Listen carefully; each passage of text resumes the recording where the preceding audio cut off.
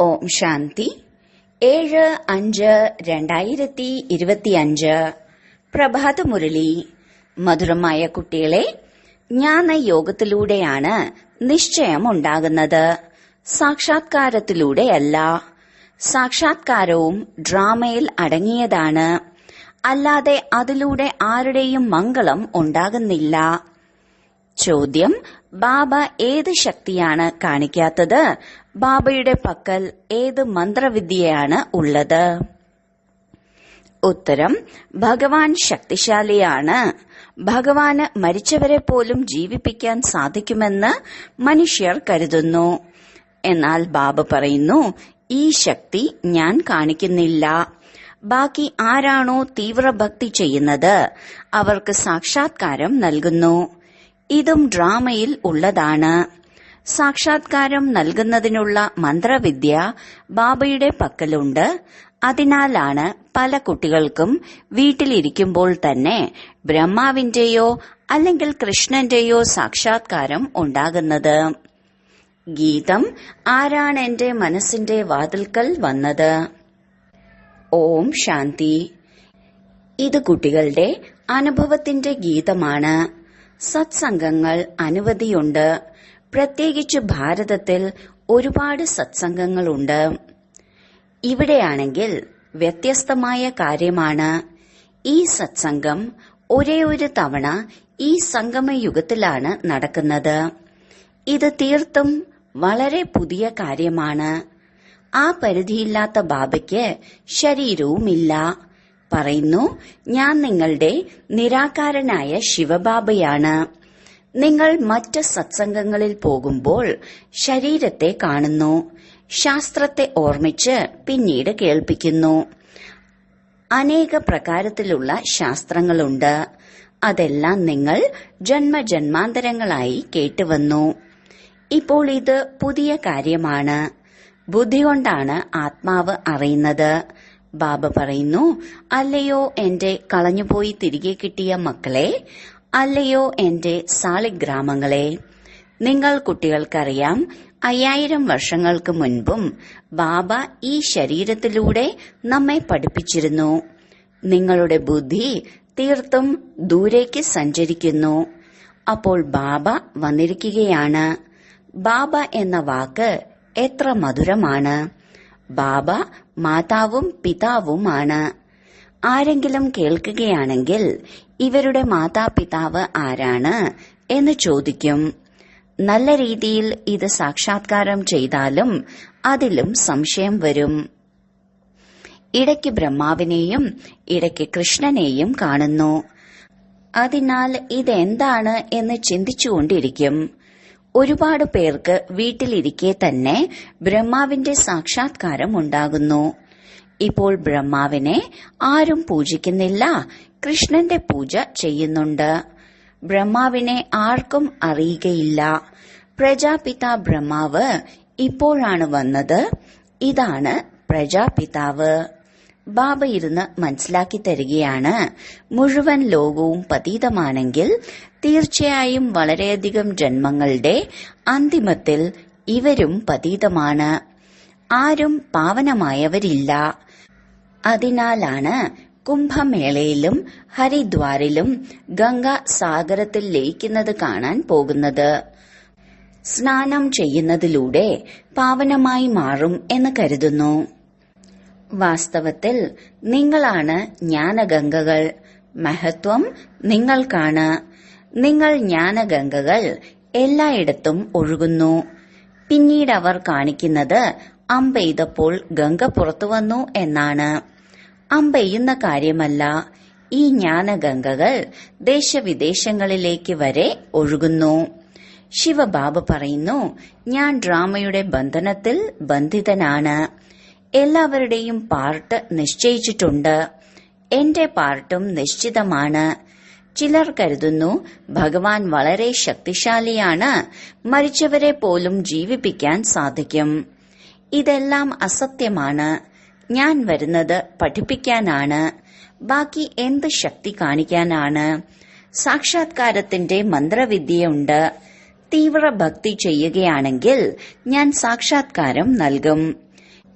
തീവ്ര ഭക്തി ചെയ്യുന്നതിലൂടെ ബാബ ഭാവനയ്ക്കുള്ള ഫലം നൽകുന്നു. കാമചിതയിൽ ഇരിക്കുന്നതിലൂടെ കറുത്തവരായി മാറി. ഇപ്പോൾ ജ്ഞാനചിതയിലിരുന്ന് വെളുത്തവരാകുന്നു. ബാബ മനസ്സിലാക്കി തരുന്നു, ഈ സാക്ഷാത്കാരത്തിന്റെ ചാബി എന്റെ കയ്യിലാണ്. ഈ ബാബ പറയുന്നു, എനിക്ക് വിനാശം, സ്ഥാപന എന്നിവയുടെ സാക്ഷാത്കാരം ആ ബാബയാണ് കാണിച്ചു തന്നത്. എന്നാൽ സാക്ഷാത്കാരത്തിലൂടെ ആരുടെയും മംഗളം ഉണ്ടാകുന്നില്ല. ഇങ്ങനെ ഒരുപാട് പേർക്ക് സാക്ഷാത്കാരം ഉണ്ടായിട്ടുണ്ട്. അവർ ഇന്നില്ല. ധാരാളം കുട്ടികൾ പറയാറുണ്ട്, എപ്പോൾ ഞങ്ങൾക്ക് സാക്ഷാത്കാരം ഉണ്ടാകുന്നുവോ അപ്പോൾ നിശ്ചയം ഉറയ്ക്കും എന്ന്. എന്നാൽ സാക്ഷാത്കാരത്തിലൂടെ നിശ്ചയമുണ്ടാവുക സാധ്യമല്ല. നിശ്ചയമുണ്ടാകുന്നത് ജ്ഞാനയോഗത്തിലൂടെയാണ്. 5000 വർഷങ്ങൾക്ക് മുൻപും ഞാൻ പറഞ്ഞിരുന്നു, ഈ സാക്ഷാത്കാരം ഞാനാണ് ചെയ്യിക്കുന്നത്. ആത്മാവ് അവിടേക്ക് പോയി എന്നല്ല, ഇരിക്കെ തന്നെ സാക്ഷാത്കാരം ഉണ്ടാകുന്നു. എന്നാൽ എന്നെ പ്രാപ്തമാക്കാൻ ആർക്കും സാധിക്കില്ല. ബാബ പറയുന്നു, ഏത് പ്രകാരത്തിലുള്ള സംശയമാണെങ്കിലും ശരി, ഏത് ബ്രാഹ്മണിയോട് വേണമെങ്കിലും ചോദിച്ചോളൂ. ഇതും അറിയാം, കുട്ടികൾ നമ്പർ വൈസാണ്. നദികളും നമ്പർ വൈസ് ആയിരിക്കും. ചിലർ കുമിളകളാണ്, വളരെ മോശമാണ്. ദുർഗന്ധം വമിക്കുന്ന വെള്ളമായിരിക്കും. അവിടേക്കും വളരെ ഭാവനയോടെ മനുഷ്യർ പോകുന്നു. ബാബയും നാരായണന്റെ ഭക്തനായിരുന്നു. ചിത്രത്തിൽ ലക്ഷ്മി ദാസിയെപ്പോലെ കാല് തടവുന്നത് കണ്ടു. അപ്പോൾ അത് തീർത്തും നല്ലതായി തോന്നിയില്ല. സത്യുഗത്തിൽ ഇങ്ങനെ ഉണ്ടാകില്ല. അതിനാൽ ഞാനൊരു ചിത്രകാരനോട് ഈ ദാസിപ്പണിയിൽ നിന്ന് ലക്ഷ്മിക്ക് മോചനം നൽകാൻ ആവശ്യപ്പെട്ടു. ബാബ ഭക്തനായിരുന്നു, ജ്ഞാനം ഉണ്ടായിരുന്നില്ല. എല്ലാവരും ഭക്തരാണ്. നമ്മളാണെങ്കിൽ ബാബയുടെ അധികാരി കുട്ടികളാണ്. ബ്രഹ്മാണ്ടത്തിന്റെയും അധികാരിയാക്കി മാറ്റുന്നത് കുട്ടികളെയാണ്. പറയുന്നു, നിങ്ങൾക്ക് രാജ്യഭാഗ്യം നൽകുന്നു. ഇങ്ങനെയുള്ള അച്ഛനെ എവിടെയെങ്കിലും കണ്ടിട്ടുണ്ടോ? ഈ അച്ഛനെ നന്നായി ഓർമ്മിക്കണം. ബാബയെ നിങ്ങൾക്ക് ഈ കണ്ണുകളിലൂടെ കാണാൻ കഴിയില്ല. ബാബയുമായി യോഗം വെക്കണം. ജ്ഞാനവും യോഗവും വളരെ സഹജമാണ്. ബീജത്തെയും വൃക്ഷത്തെയും അറിയണം. നിങ്ങൾ ആ നിരാകാരി വൃക്ഷത്തിൽ നിന്നും സാകാരി വൃക്ഷത്തിലേക്ക് വന്നിരിക്കുകയാണ്. ബാബ സാക്ഷാത്കാരത്തിന്റെ രഹസ്യവും മനസ്സിലാക്കി തന്നു. വൃക്ഷത്തിന്റെ രഹസ്യവും മനസ്സിലാക്കി തന്നു. കർമ്മം, അകർമ്മം, വികർമ്മത്തിന്റെ ഗതിയും ബാബ മനസ്സിലാക്കി തന്നു. അച്ഛൻ, ടീച്ചർ, ഗുരു 3 പേരിൽ നിന്നും പഠിപ്പ് ലഭിക്കുന്നു. ഇപ്പോൾ ബാബ പറയുന്നു, ഞാൻ നിങ്ങൾക്ക് ഇങ്ങനെയുള്ള പഠിപ്പാണ് നൽകുന്നത്. ഇങ്ങനെയുള്ള കർമ്മങ്ങളാണ് പഠിപ്പിക്കുന്നത്. ഇതിലൂടെ നിങ്ങൾ 21 ജന്മങ്ങളിലേക്ക് സദാ സുഖിയായി മാറുന്നു. ടീച്ചർ പഠിപ്പിക്കുമല്ലോ. ഗുരുക്കന്മാരും പവിത്രതയുടെ പാഠം പഠിപ്പിക്കും, അല്ലെങ്കിൽ കഥകൾ കേൾപ്പിക്കും. ഇവിടെയാണെങ്കിൽ ബാബ പറയുന്നു, അന്തിമ ബുദ്ധി പോലെയാണ് ഗതിയുണ്ടാവുക. മനുഷ്യൻ മരിക്കുന്ന സമയത്ത് രാമ രാമ എന്ന് പറയൂ, അപ്പോൾ ബുദ്ധി അവിടേക്ക് പോകും എന്ന് പറയാറുണ്ട്. ഇപ്പോൾ ബാബ പറയുന്നു, സാകാരവുമായിട്ടുള്ള നിങ്ങളുടെ യോഗം മുറിഞ്ഞു. ഇപ്പോൾ നിങ്ങളെ ഞാൻ വളരെ നല്ല കർമ്മങ്ങൾ പഠിപ്പിക്കുന്നു. ശ്രീകൃഷ്ണന്റെ ചിത്രം നോക്കൂ. പഴയ ലോകത്തെ തട്ടിയകറ്റി പുതിയ ലോകത്തിലേക്ക് വരുന്നു. നിങ്ങളും പഴയ ലോകത്തെ തട്ടിയകറ്റി പുതിയ ലോകത്തിലേക്ക് പോകുന്നു. അതിനാൽ നിങ്ങളുടെ കാലുകൾ നരകത്തിന് നേർക്കാണ്, മുഖം സ്വർഗത്തിന് നേർക്കാണ്. ശ്മശാനത്തിനുള്ളിലേക്ക് പ്രവേശിക്കുമ്പോൾ മൃതശരീരത്തിന്റെ മുഖം മറുവശത്തേക്ക് തിരിക്കുന്നു, കാല് പിറകിലേക്കുമാക്കുന്നു. ഈ ചിത്രവും അങ്ങനെ നിർമ്മിച്ചതാണ്. മമ്മ ബാബ. പിന്നെ നിങ്ങൾ കുട്ടികൾ, നിങ്ങൾക്ക് മമ്മ ബാബയെ ഫോളോ ചെയ്യണം. എങ്കിലേ അവരുടെ സിംഹാസനത്തിൽ ഇരിക്കാൻ സാധിക്കൂ. രാജാവിന്റെ കുട്ടികളെ രാജകുമാരൻ, രാജകുമാരി എന്നല്ലേ വിളിക്കുക. നിങ്ങൾക്കറിയാം, നമ്മൾ ഭാവിയിൽ രാജകുമാരനും രാജകുമാരിയുമായി മാറും. ഇങ്ങനെയുള്ള കർമ്മം നിങ്ങളെ പഠിപ്പിക്കുന്ന അച്ഛനോ ടീച്ചറോ സദ്ഗുരുവോ വേറെയുണ്ടോ? നിങ്ങൾ സദാകാലത്തേക്ക് സുഖിയായി മാറും. ഇത് ശിവബാബയുടെ വരമാണ്. ബാബ ആശീർവാദം നൽകുകയാണ്. ഞങ്ങളുടെ മേൽ ബാബയുടെ കൃപയുണ്ട് എന്നല്ല. കേവലം പറയുന്നത് കൊണ്ട് ഒന്നും സംഭവിക്കില്ല. നിങ്ങൾ പഠിക്കണം. കേവലം ആശീർവാദത്തിലൂടെ നിങ്ങളായിത്തീരില്ല. ബാബയുടെ നിർദ്ദേശത്തിലൂടെ നടക്കണം. ജ്ഞാനയോഗത്തിന്റെ ധാരണ ഉണ്ടാവണം. ബാബ മനസ്സിലാക്കി തരുന്നു, മുഖത്തിലൂടെ രാമരാമ എന്ന് പറയുന്നതും ശബ്ദമുണ്ടാക്കലാണ്. നിങ്ങൾക്കാണെങ്കിൽ ശബ്ദത്തിനും ഉപരി പോകണം. മൗനമായിരിക്കണം. വളരെ നല്ല നല്ല കളികളും വരുന്നുണ്ട്. പഠിക്കാത്തവരെ ബുദ്ധു എന്നാണ് പറയുന്നത്. ബാബ പറയുന്നു, നിങ്ങളിപ്പോൾ എല്ലാം മറന്ന് തീർത്തും ബുദ്ധുവായി മാറൂ. ഞാൻ നിങ്ങൾക്ക് എന്ത് നിർദ്ദേശമാണോ നൽകുന്നത് അതനുസരിച്ച് നടക്കൂ. പരംധാമത്തിൽ നിങ്ങളെ എല്ലാ ആത്മാക്കളും ശരീരമില്ലാതെ വസിക്കുന്നു. പിന്നീട് ഇവിടെ വന്ന് ശരീരം എടുക്കുന്നു. അപ്പോഴാണ് ജീവാത്മാവ് എന്ന് പറയുന്നത്. ആത്മാവ് പറയുന്നു, ഞാൻ ഒരു ശരീരം ഉപേക്ഷിച്ച് അടുത്തത് എടുക്കുന്നു. ബാബ പറയുന്നു, ഞാൻ നിങ്ങളെ ഫസ്റ്റ് ക്ലാസ് കർമ്മമാണ് പഠിപ്പിക്കുന്നത്. ടീച്ചർ പഠിപ്പിക്കുന്നു, ഇതിൽ ശക്തി കാണിക്കുന്നതിന്റെ കാര്യമെന്താണ്? ബാക്കി സാക്ഷാത്കാരം നൽകുന്നു. ഇതിനെ മാന്ത്രിക വിദ്യ എന്ന് പറയുന്നു. മനുഷ്യനിൽ നിന്ന് ദേവതയായി മാറുക. ഇങ്ങനെയൊരു മാന്ത്രിക വിദ്യ ആർക്കും ചെയ്യാൻ കഴിയില്ല. ബാബ വ്യാപാരിയും കൂടിയാണ്. പഴയതെടുത്ത് പുതിയത് നൽകുന്നു. ഇതിനെ പഴയ ഇരുമ്പ് പാത്രം എന്നാണ് പറയുന്നത്. ഒരു മൂല്യവുമില്ല. ഇന്ന് കാലത്ത് ചെമ്പിന് പോലും വില ലഭിക്കുന്നില്ല. അവിടെയാണെങ്കിൽ സ്വർണ നാണയങ്ങളാണ് ഉണ്ടാവുക. അത്ഭുതമല്ലേ? എന്തിൽ നിന്ന് എന്തായി മാറി? ബാബ പറയുന്നു, ഞാൻ നിങ്ങൾക്ക് നമ്പർ 1 കർമ്മം പഠിപ്പിച്ചു തരുന്നു. മൺമനാ ഭവയായി തീരൂ. പിന്നീടാണ് പഠിപ്പ്. ഇതിലൂടെ സ്വർഗത്തിലെ രാജകുമാരനായി മാറും. ഇപ്പോൾ തീർത്തും ഇല്ലാതായി മാറിയ ദേവീ ദേവതാ ധർമ്മം വീണ്ടും സ്ഥാപിതമാവുകയാണ്. മനുഷ്യർ നിങ്ങളുടെ പുതിയ കാര്യങ്ങൾ കേട്ട് അത്ഭുതപ്പെടുന്നു. പറയുന്നു, ഭാര്യയും ഭർത്താവും ഒരുമിച്ചിരുന്നു കൊണ്ടും പവിത്രമായി ഇരിക്കുകയോ? ഇതെങ്ങനെ സാധിക്കും? ബാബ പറയുന്നു, തീർച്ചയായും ഒരുമിച്ച് കഴിഞ്ഞോളൂ. ഇല്ലെങ്കിൽ എങ്ങനെ അറിയാൻ സാധിക്കും? ഇടയിൽ ജ്ഞാനത്തിന്റെ വാള് ഉണ്ടാകണം. ഇത്രയും ധീരത കാണിക്കണം. പരീക്ഷ ഉണ്ടാകും. അതിനാൽ മനുഷ്യർ ഈ കാര്യങ്ങളിൽ അത്ഭുതപ്പെടുന്നു. എന്തുകൊണ്ടെന്നാൽ ശാസ്ത്രങ്ങളിൽ ഇങ്ങനെയുള്ള കാര്യങ്ങളില്ല. ഇവിടെ പ്രാക്ടിക്കലായി പരിശ്രമിക്കണം. ഗാന്ധർവ വിവാഹത്തിന്റെ കാര്യം ഇവിടത്തേതാണ്. ഇപ്പോൾ നിങ്ങൾ പവിത്രമാകുകയാണ്. അതിനാൽ ബാബ പറയുന്നു, ധൈര്യം കാണിക്കണം. ലോകർക്ക് മുന്നിൽ തെളിവ് നൽകണം. സമർത്ഥനായ ബാബയാണ് മുഴുവൻ ലോകത്തെയും പാവനമാക്കി മാറ്റുന്നത്. ബാബ പറയുന്നു, ഒരുമിച്ച് കഴിഞ്ഞോളൂ, എന്നാൽ നഗ്നമാകരുത്. ഇതെല്ലാം യുക്തികളാണ്. വളരെ വലിയ പ്രാപ്തിയാണ് ലഭിക്കുക. കേവലം ഒരു ജന്മം ബാബയുടെ നിർദ്ദേശങ്ങൾ അനുസരിച്ച് പവിത്രമായിരിക്കണം. യോഗത്തിലൂടെയും ജ്ഞാനത്തിലൂടെയും 21 ജന്മങ്ങളിലേക്ക് സദാ ആരോഗ്യവാനായി മാറുന്നു.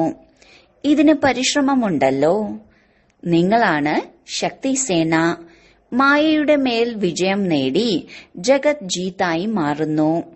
എല്ലാവരും ആകില്ലല്ലോ. ഏത് കുട്ടികളാണോ പുരുഷാർത്ഥം ചെയ്യുന്നത് അവരെ ആകുകയുള്ളൂ. നിങ്ങൾ ഭാരതത്തെ തന്നെ പവിത്രമാക്കി മാറ്റി പിന്നീട് ഭാരതത്തിൽ തന്നെ രാജ്യം ഭരിക്കുന്നു. യുദ്ധത്തിലൂടെ ഒരിക്കലും വിശ്വത്തിന്റെ ചക്രവർത്തി പദവി ലഭിക്കുക സാധ്യമല്ല. ഇത് അത്ഭുതമല്ലേ? ഈ സമയത്ത് എല്ലാവരും പരസ്പരം കലഹിച്ച് നശിച്ചു പോകുന്നു. വെണ്ണ ഭാരതത്തിനാണ് ലഭിക്കുന്നത്. നേടിത്തരുന്നത് വന്ദനം അർഹിക്കുന്ന മാതാക്കളാണ്. കൂടുതലുള്ളത് മാതാക്കളാണ്. ഇപ്പോൾ ഞാൻ നിങ്ങൾക്ക് മനസ്സിലാക്കി തരികയാണ്. നിങ്ങൾ തന്നെ നിർണയിക്കൂ, ശരി എന്താണ്. സത്യയുഗമാണ് ധാർമ്മിക ലോകം. മായ പിന്നീട് അധാർമികരാക്കി മാറ്റുന്നു. ഇപ്പോൾ ഭാരതവാസികൾ അധാർമികരായി മാറിയിരിക്കുന്നു. ധാർമ്മികരല്ല, അതിനാൽ ശക്തിയുമില്ല. അധാർമികരും നേരില്ലാത്തവരും നിയമങ്ങൾ പാലിക്കാത്തവരും ദരിദ്രരുമായി മാറിയിരിക്കുന്നു. പരിധിയില്ലാത്ത ബാബയാണ്, അതിനാൽ പരിധിയില്ലാത്ത കാര്യങ്ങൾ മനസ്സിലാക്കി തരുന്നു. പറയുന്നു, നിങ്ങളെ വീണ്ടും ധാർമ്മികരും അതിശക്തരുമാക്കി മാറ്റുകയാണ്. സ്വർഗം നിർമ്മിക്കുക എന്നത് ശക്തരുടെ ജോലിയാണ്, എന്നാൽ ഗുപ്തമാണ്. സൂക്ഷ്മത്തിലുള്ള യോദ്ധാക്കളാണ്. ബാബയ്ക്ക് കുട്ടികളോട് വളരെയധികം സ്നേഹമുണ്ട്. നിർദ്ദേശങ്ങളും നൽകുന്നു. അച്ഛന്റെ മതം, ടീച്ചറുടെ മതം, ഗുരുവിന്റെ മതം, സ്വർണ പണിക്കാരന്റെ മതം, അലക്കുകാരന്റെ മതം, ഇതിലെല്ലാ മതവും വരുന്നു. ശരി, വളരെ കാലത്തെ വേർപാടിന് ശേഷം തിരികെ കിട്ടിയ മധുരമധുരമായ സന്താനങ്ങൾക്ക് മാതാവും പിതാവുമായ ബാബ്ദാദയുടെ സ്നേഹസ്മരണകളും സുപ്രഭാതവും. ആത്മീയ അച്ഛന്റെ ആത്മീയ കുട്ടികൾക്ക് നമസ്കാരം. ധാരണയ്ക്കുള്ള മുഖ്യസാരം. 1. ഈ ഒരു അന്തിമ ജന്മത്തിൽ ബാബയുടെ നിർദ്ദേശമനുസരിച്ച് നടന്ന് ഗൃഹസ്ഥത്തിൽ കഴിഞ്ഞുകൊണ്ടും പവിത്രമായിരിക്കണം. ഇതിൽ ധീരത കാണിക്കണം. 2. ശ്രീമതമനുസരിച്ച് സദാ ശ്രേഷ്ഠ കർമ്മം ചെയ്യണം. ശബ്ദത്തിനും ഉപരി പോകണം. എന്തെല്ലാം പഠിച്ചിട്ടുണ്ടോ അല്ലെങ്കിൽ കേട്ടിട്ടുണ്ടോ അതിനെ മറന്ന് ബാബയെ ഓർമ്മിക്കണം.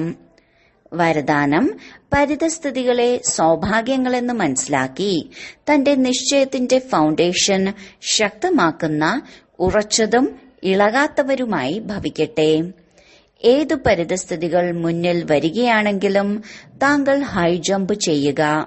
എന്തെന്നാൽ പരിതസ്ഥിതികൾ വരുന്നതും ഒരു ഭാഗ്യമാണ്, ഗുഡ് ലക്കാണ്. ഇത് നിശ്ചയത്തിന്റെ ഫൗണ്ടേഷനെ ഉറച്ചതാക്കാനുള്ള മാർഗമാണ്. താങ്കൾ അംഗതന് സമാനം ഉറച്ചതായി മാറുകയാണെങ്കിൽ ഈ പരിതസ്ഥിതികൾ താങ്കൾക്ക് മുന്നിൽ തലകുനിക്കും. ആദ്യം ഭയാനകമായ രൂപത്തിൽ വരും, പിന്നീട് ദാസിയായി മാറും. സാഹചര്യങ്ങളോട് ഞങ്ങൾ മഹാവീരരാണ് എന്ന് പറഞ്ഞ് വെല്ലുവിളിക്കൂ. എങ്ങനെയാണോ വെള്ളത്തിനു മുകളിൽ വരവരച്ചാൽ കാണാത്തത്, അതുപോലെ മാസ്റ്റർ സാഗരനായ എന്റെ മുന്നിൽ ഒരു പരിതസ്ഥിതിക്കും യുദ്ധം ചെയ്യാനാകില്ല.